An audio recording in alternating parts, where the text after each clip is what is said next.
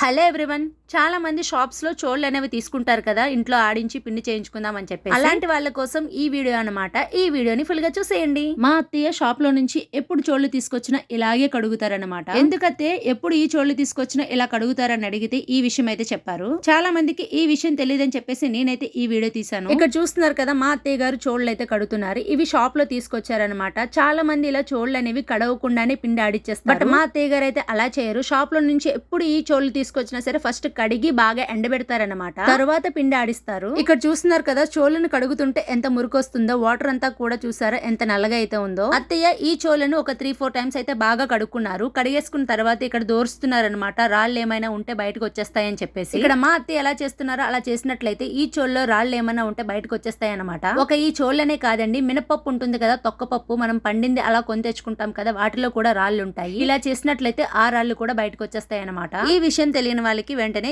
ఈ వీడియోని షేర్ చేయండి. ఇలాంటి మంచి మంచి వీడియోస్ కోసం నా ఛానల్ ఇప్పుడే సబ్స్క్రైబ్ చేసుకోండి. Thank you for watching. Bye.